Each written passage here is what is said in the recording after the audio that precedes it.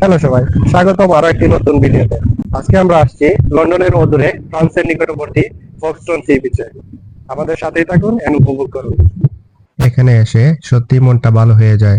সমুদ্রের ঢেউয়ের শব্দ আর চারপাশের প্রাকৃতিক সৌন্দর্য এক কথায় অসাধারণ। এখানে বসে সমুদ্রের বাতাস উপভোগ করা সত্যি ভীষণ আরামদায়ক।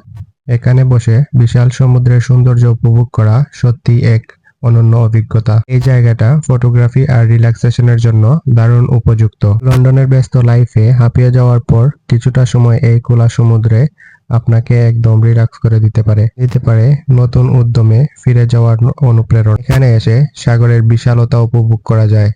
ছোট ছোট পাথরের উপর দিয়ে ঢেউয়ের শব্দ একেবারে সুরের মতো শোনায়। এখানে দাঁড়িয়ে বাতাসের শব্দ আর শীতল আবহাওয়া এক ধরনের প্রশান্তি অনুভূত হয়, যেন পুরো ক্লান্তি মুছে যায়। এখানে কিছুটা সময় কাটানোর পর আমরা সিদ্ধান্ত নিলাম এবার যাব ফোকস্টোন হারবার আর লাইট হাউসের দিকে। এখান থেকে গাড়িতে করে পৌঁছতে প্রায় 10 মিনিটের মতো সময় লাগবে। এখানে দেখতে পাচ্ছেন ছোট ছোট কটেজ, এইগুলো আপনারা রেন্ট করে এখানে রাত্রি যাপন করতে পারেন। একদম সি ফেসিং।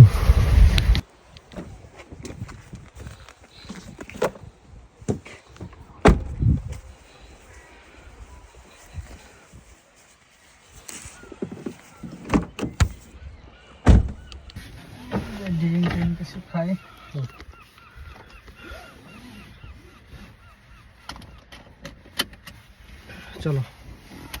গাড়ি চলার সময় জানালার বাইরে তাকালে দেখা যায় একদিকে নীল সমুদ্র আর একদিকে সবুজ পাহাড় আর ছোট ছোট ইংলিশ কটেজ। সত্যি বলতে রাস্তা ধরে যাওয়াটা যেন একটা সিনেমার দৃশ্যের মতো।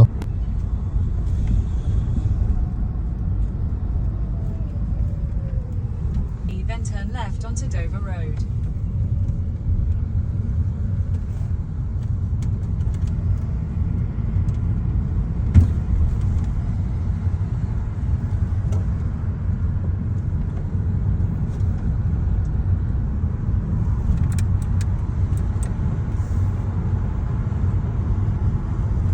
Turn left onto Dover Road, A2033, then turn right onto Harvey Street.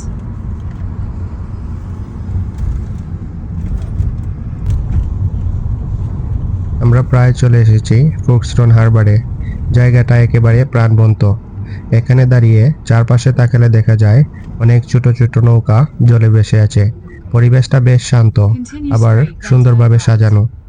এইখানে গাড়িটাকে পার্ক করে আমরা চলে যাব ফোকস্টোন হারবারের দিকে।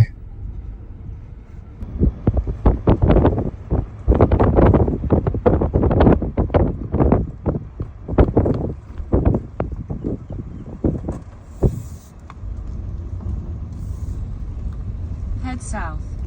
গাড়িটা পার্ক করে নিলাম। এখন আমরা হেঁটে হেঁটে চলে যাব হারবারে।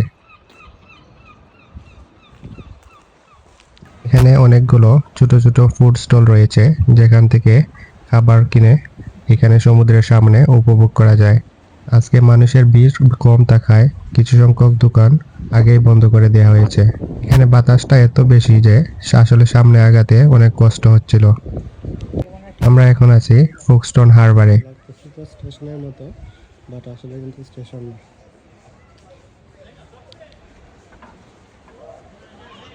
জায়গাটা আসলে দেখতে খুবই সুন্দর। পুরো জায়গার একটা ছোট নকশা দেয়া আছে এখানে। চাইলে আপনি এখান থেকে কিছুটা দিক নির্দেশনা নিয়ে নিতে পারেন।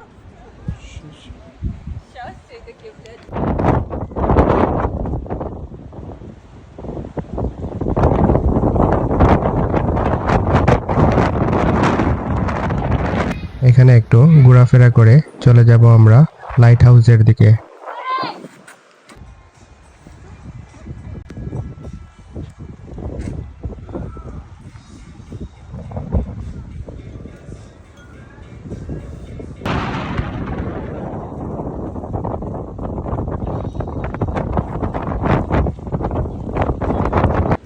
এইখান থেকে সামনের লাইট হাউসটা দেখতে না যতটা সুন্দর, তার থেকে বেশি সুন্দর ওই লাইট হাউস থেকে সামনের বিশাল সমুদ্র উপভোগ করা।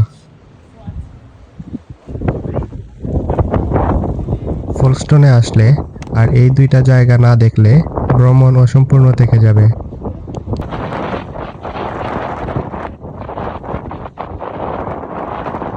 সামনে সুবিশাল সমুদ্র, দেখে মনে হচ্ছে যেখানে আকাশ আর সমুদ্র মিলেমিশে একাকার।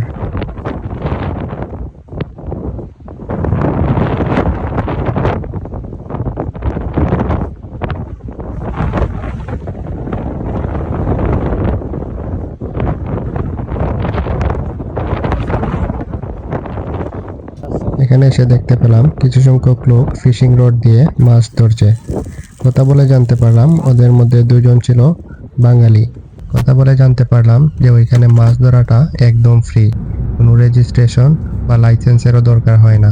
তাই আমরা সিদ্ধান্ত নিলাম কোনো একদিন হয়তো আমরা ওইখানে ফিশিং রড নিয়ে চলে আসব মাছ ধরতে।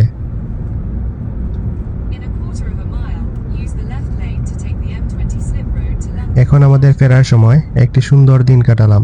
প্রথমে ফুকস্টোন বিচে সমুদ্রের ঢেউয়ের সুর, তারপর হারবার আর লাইট হাউসের সৌন্দর্য, আর শেষে স্থানীয় মাছ শিকারীদের সঙ্গে আলাপচারিতা। এই যেন এক নতুন অভিজ্ঞতা। তো বন্ধুরা, এই ছিল আজকের ভ্রমণ অভিজ্ঞতা। আশা করি আপনাদের ভালো লেগেছে। যদি ভিডিওটি ভালো লেগে থাকে তাহলে লাইক, কমেন্ট আর শেয়ার করতে ভুলবেন না। দেখা হবে নতুন কোনো ভিডিওতে। ততক্ষণ পর্যন্ত সবাই ভালো থাকবেন।